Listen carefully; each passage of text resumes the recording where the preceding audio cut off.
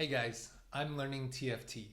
In this video, I'm going to talk about one of the most broken augments in PBE right now for set 13. It has the highest win rate in the game right now, and I'm referring to Ghost of Friends Past. And this augment is similar to learning to spell, but it's prismatic and gives your team permanent scaling in HP, AD, or AP, depending on the champion. So if the champion that's dying is a tank, then it'll give you HP. If the champion that's dying is an AD carry or I believe melee unit, then it'll give you your team AD, and same applies for AP. And while this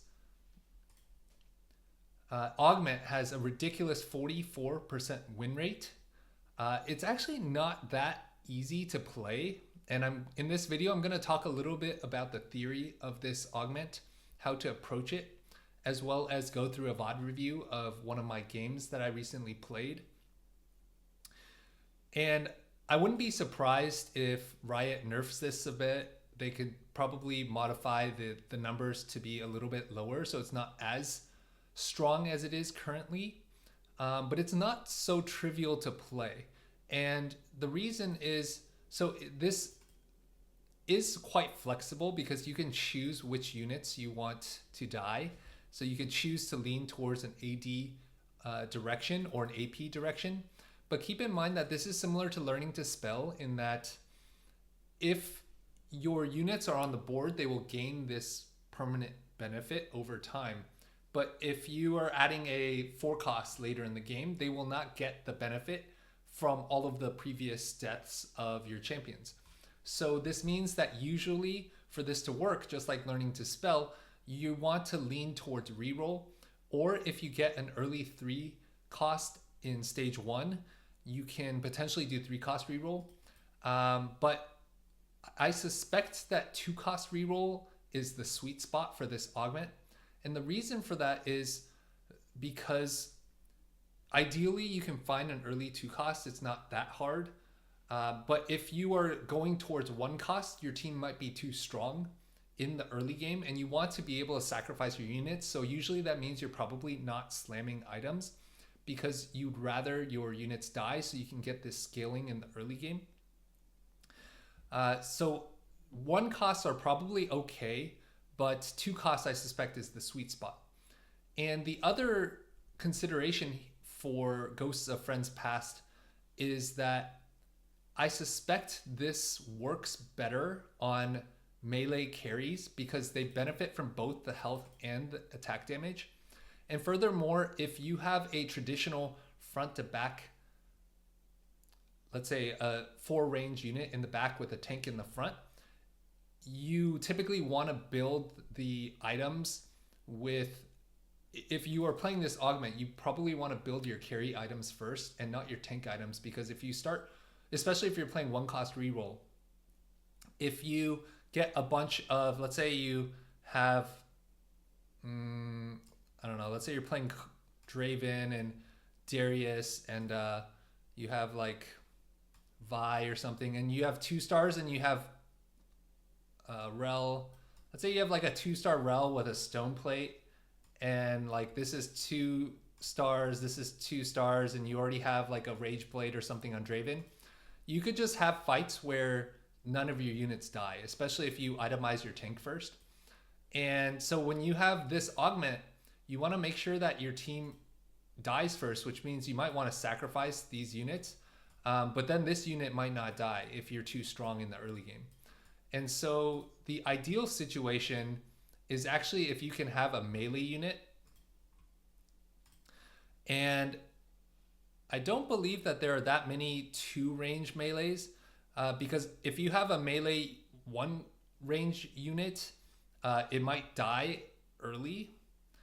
And so I actually believe that the only 2 range unit in all the 1 and 2 costs is Urgot. And I suspect Urgot is actually a perfect fit for this augment because you can get an Urgot out of the box pretty early. he has 3 traits, which makes him very flexible to plan how you want to potentially reroll around him. He gets the experiment bonus, which you can actually put him in the backline, and even if the experiment hex, the way experiment works is you get lab hexes. Is similar to like 2 or 3 sets ago. There was like the spotlight hexes where they get a bonus when they're placed on it. And there's 2 laboratories, and usually one's going to be like towards the back, one in the front line. And his experiment bonus on combat start and after ability cast dashes to the target. So even if he starts backline, he dashes forward. And when you play Urgot with 2 range, you can basically sacrifice all of his supporting cast in the front line. And usually when you're playing 2 cost, you're not going to be strong in stage 2. So all of stage 2, if you get an early Urgot, you can just sack all your units. And you want to sack like AD and HP, so like tanks. So just like pit fighters. So you can throw in like, you know, these would be the ideal, but ideally you can also throw in some, like a Rel gives you 2 Conqueror. So you could potentially use Conqueror to like get some stacks in the beginning to get some loot. The way Conqueror works is that when Conquerors get takedowns, they gain stacks, which is kind of like Sugar Craft from set 12, but instead of item components contributing to the stacks, it's takedowns contributing to the stacks. But in the early game with Urgot, you could just sacrifice everything and Urgot gains a bunch of stacks. And then on 3-2, you can roll down, start getting strong.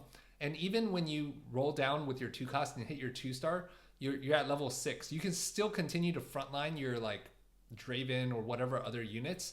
And ideally, you just slam your melee items on Urgot.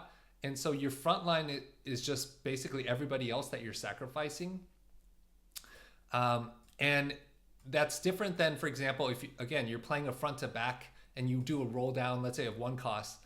So let's say you're playing like Conquerors and you're playing Draven, let's say.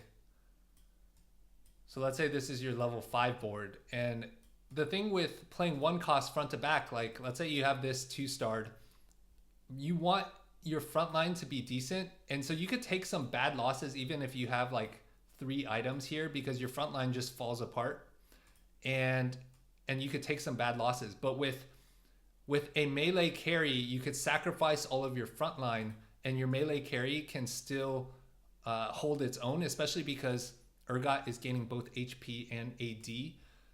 So I found that this Urgot reroll board worked out really well in conjunction with this augment. So with that said, we can dive into this game. And one thing to note is that this wasn't a complete like newbie lobby. Like Dish Soap's in here. Suko is actually Setsuko's PBE account. And so you see I got the Urgot out of the box. So that's why I was kind of leaning in this direction. And I don't think Urgot's like that good in the stats in PBE, but I hadn't really played much around Pit Fighter, so I wanted to experiment with that. And I'm not sure if this is Michael Mako, like, so I think there's some like decent players in this lobby. So early game, I'm holding the Pit Fighters. There's some Conquerors right now. Also leaving Conqueror open. And so at this point in PBE, I just kind of want to try out new augments. And I see Ghost of Friends Past, which statistically is really strong. So I was like, all right, let's give this a shot. And in the beginning, I wasn't even sure whether it would give stats to units that were like put in later. So that was something I was experimenting with. But leveling up makes sense early because it lets you have more units die. Although I was probably too strong. And in hindsight, it probably would have made sense to just play the Urgot without slamming this item and lose streaking, while maybe even just playing a bunch of weak frontliners to lose streak, save this bow cloak for like actually better melee items for Urgot.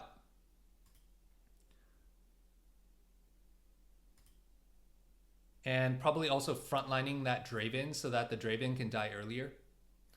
But you can see that the stats are already starting to stack up on the lose streaking here. So 30 health, 10% AD.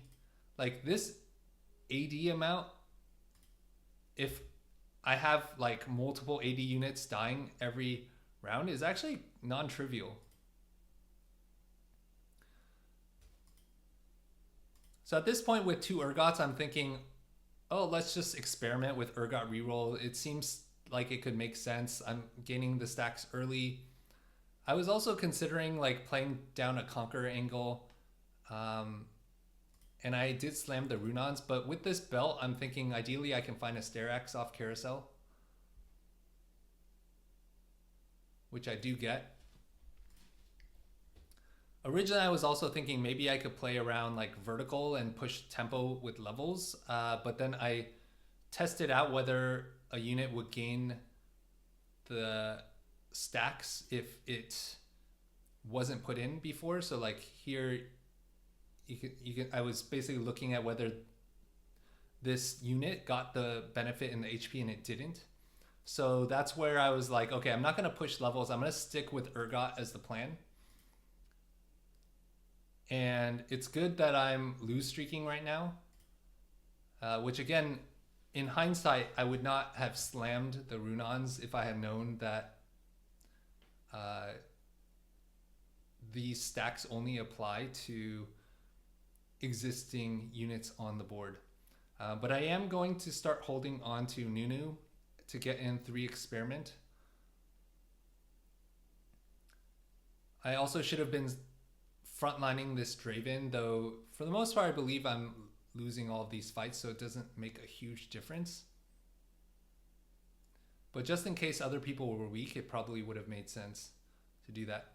Gangplank is a huge find here. Gangplank and Urgot fit really well together with the Pit Fighter and Scrap gives, or what, I forget what Gangplank's 3rd trait was.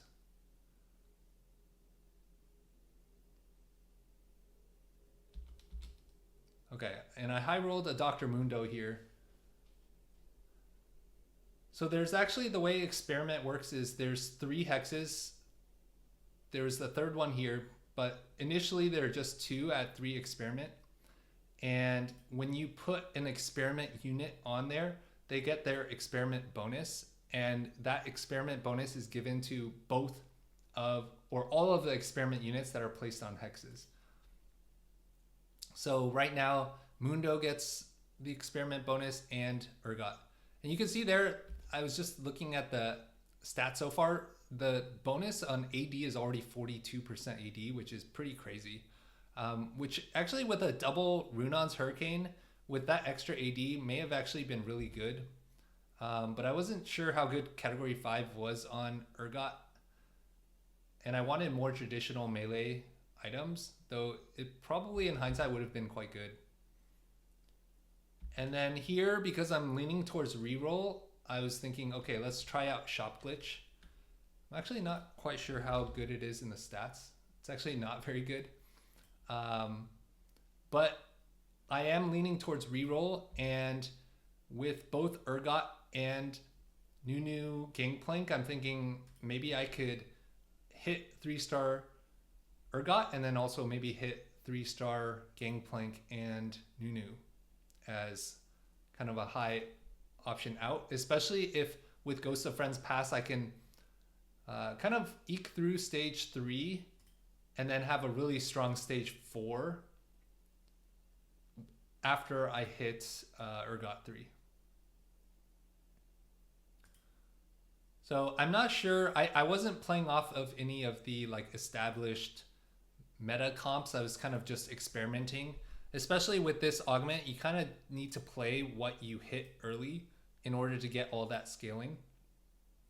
And you can see there that Urgot jumped up as part of its experiment bonus. So that's why Urgot, even if the experiment hex is in the back, it doesn't really make that big of a difference. And it works out perfectly with this augment because you want to sacrifice your front line first. This spatula would have been good to get an experiment emblem, but someone else took it, so I just took the vest with the Gangplank giving me a Titans. And right now Gangplank is quite strong as well as just like unit quality wise. And I'm frontlining and sacrificing the Draven. I'm moving the Gangplank to the back just because I want to start preserving HP now. The longer I can last in the game with this second augment, shop glitch, the more value, gold value I get from it. So I don't want to sacrifice too much HP at this point. And the other thing is just the longer you live, the more scaling you get from Ghosts of the Past as well. So you can see I am not building any frontline items, which is the benefit of having a melee carry so that my whole frontline can die. Whereas if I had played a more traditional front to back, if I had only itemized the back line, the moment my frontline collapses, then usually you play like a traditional backline carry, then your whole team falls apart and you usually lose the fight. But this setup with Urgot, with the 2 range, make sure he doesn't take aggro before your frontline dies, can be quite strong to fit in with the idea and strategy of Ghosts of the Past. So now we're just slow rolling at 6. Fortunately, we're not hitting that many Urgot so far. We have way more Gangplanks. And now that I'm 4 streaking, I'm thinking, all right, I'm going to slam these tank items on Mundo. I, again, want to be able to try to preserve HP as much as I can. And you see there that Gangplank dealt almost as much damage as Urgot, which is quite surprising, given that Urgot has 3 items and Gangplank only has 1. And here, dual Q could be good if I get an early Savika, but that's still high variance. And with this melee setup with 3 stars, there's just a lot of support items that are great. And Banshee's Veil is exactly what I'm looking for, which will help Gangplank as well. And particularly with the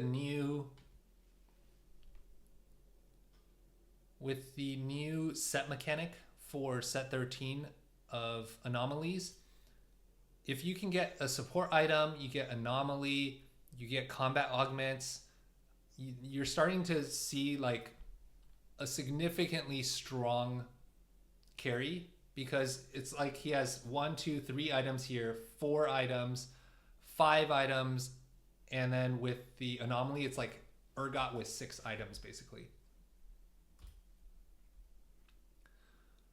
So at this point in the game, my board is starting to lose steam because I'm still at level 6. I don't have a 3-star Urgot, and I'm starting to prepare to do a big roll down.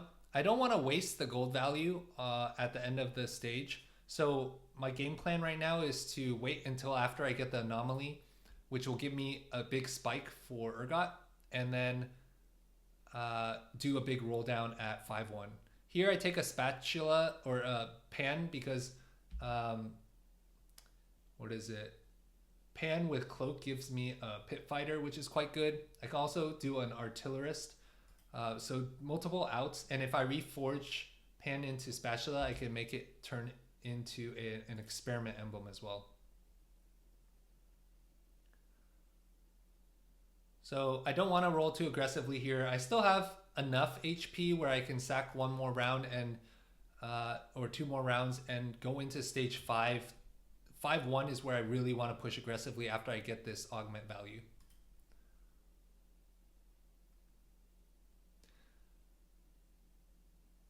And the good thing is I'm not taking that bad losses again because of this melee carry setup. I'm still sacrificing the front line, so it's a pretty good setup. And if this is your first time seeing anomalies, it's basically a way that you select one unit to put into this center hex and click evolve if you like this power that is assigned to the unit. And I'm not too familiar. I haven't read through all of the anomalies, but just at first glance, I don't know if power here as a category is meant to apply towards melee carries, but this seems pretty good. On first cast, leap to enemies and stun in a 2 hex radius for 1.5 seconds and gain 35% attack speed and 20% omni vamp. And particularly since I don't have BT right now on Olaf, or not Olaf, on Urgot, this attack speed and omni vamp is actually quite perfect since I don't have attack speed and omni vamp items.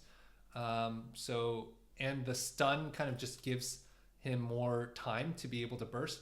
And then I believe the way his ability works also does kind of like AoE damage around the target. So if he's jumping in to the middle of the battle, that actually helps Urgot's ability deals more damage. I think. I'm not positive on that one.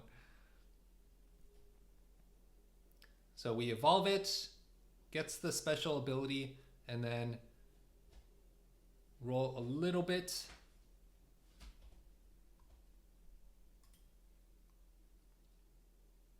So you can see here that the anomaly effect shows up here. And okay, let's look at Urgot's ability again. Fire and explosive charge dealing physical damage to adjacent enemies, 20% under all enemies hit. All right, so when he attacks, okay, he hits damage to adjacent enemies. So diving in doesn't necessarily help him that much, but makes it easier for him to attack the next target without having to walk too much. So we'll see how this anomaly goes. So after he casts, so that was the first experiment. He dashes forward and then jumps to the middle and starts bursting down enemies. So this fight is definitely a Urgot 3 diff, and I'm actually quite close to a Gangplank 3 as well. So here we're going to start doing the slow roll with this augment value. Unfortunately, I'm not seeing Urgot still, which is not ideal. But the plan is to do a big roll down on 5-1, I believe. So I found one more Urgot. We got the cloak for the Pit Fighter emblem. We roll a bunch of gold and just straight up miss.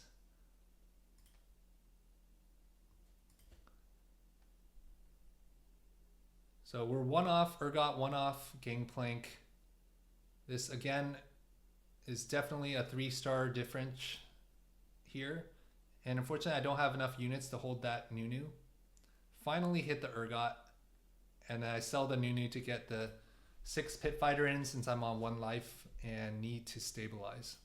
So I'm 1 off Gangplank. I move the Banshees over to the Vi.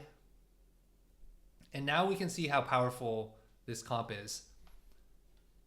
And maybe we can see if we hover over Ghosts of the Past to see how strong we are now. So 420 HP, 110% AD, plus the Banshee's Veil, 3 items, and the Anomaly. So now we can start really seeing the full power of this build because Urgot's getting everything. He's getting HP, attack speed, crowd control, AD, AP, armor, magic resist, shield, AD, like just basically every single stat across the board.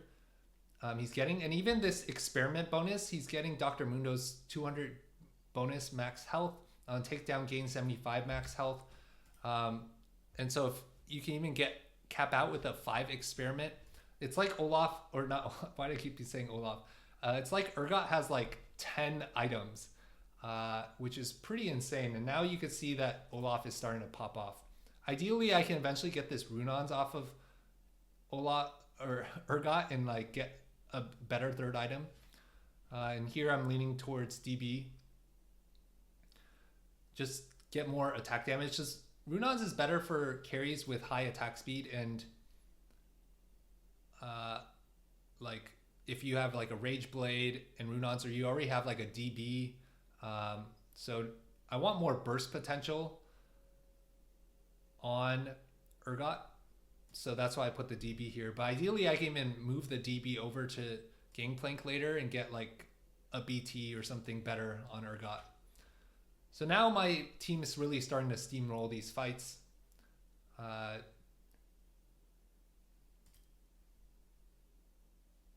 So Setsuko, Dish Soap are now in my matchups. Finally hit the Gangplank 3, and we'll see how this team fares. With Pit Fighter 2, get a lot of Omnivamp and True Damage. And with Urgot, I could have even added Artillerist in at level 8 if I could get there. So that's another reason Urgot can cap so high, is you can get a bunch of Pit Fighters, you can cap out with 5 Experiment, you can add Artillerist because he has 3 traits. You just have so much cap out value that if you once you can stabilize with Ghost of the Past in the mid game, Urgot just becomes like an insane, unstoppable force. So we get another Anvil, and we want to pop that, find another item for Urgot. QSS in a vacuum would be probably ideal, but we already have Banshee's Veil, so we don't need it. And at this point, Urgot has enough burst to probably kill like smaller units. So the main thing that's going to stop me at this point is going to be a big tank. So that's why I'm leaning towards Giant Slayer on Urgot. And we move the DB over to Gangplank, which synergizes really well with the Runon's Hurricane. And ideally later we want to move the Morello off of the Gangplank and get a third better AD item for Gangplank, but we can see here that we're really starting to steamroll this lobby. We want to get an Artillerist in ideally. Tristana would be ideal because her Emissary also benefits. It basically gives attack speed, 6% attack speed, I believe, per star level, which would boost Urgot even more. And this fight was hard carried by Gangplank. So the dual carry value was really important there. I'm not actually sure what bursted down Urgot, how Urgot got destroyed so early in that fight. So we're trying to roll for an Artillerist. Ideally, we have Bruiser in currently, which is helps, gives your team 100 HP across the board. It's a good splash trait, but is not as ideal as getting additional damage in for this Urgot. Here we got an Experiment emblem, which lets me find one of 2 outs to find either a Zyra or a Twitch to get 5 Experiment, which would add even more value to this Urgot. We find the Tristana and find a Zyra. So now we can get Nunu on there with 5 Experiment, which gives, after dealing damage, deal 2.5% max health bonus magic damage. And that goes onto all of the units. So now this Urgot is especially tanky and tough and wins the battle. So I hope that you found this video instructive. It really speaks to the power in the game plan of how to play Ghost of the Past. I suspect Riot will probably nerf this, but even if they do, this game plan likely seems like it has a high cap and has a very high skill expression, I believe, to play optimally. And there are plenty of mistakes that I made in this game. But once the team came together, you could see how unbelievably strong the cap out for this augment is and why it has the highest win rate in the game so far. I would love to hear your thoughts on the gameplay, the strategy, the theory behind this augment. And thanks for watching. I will see you in the next video.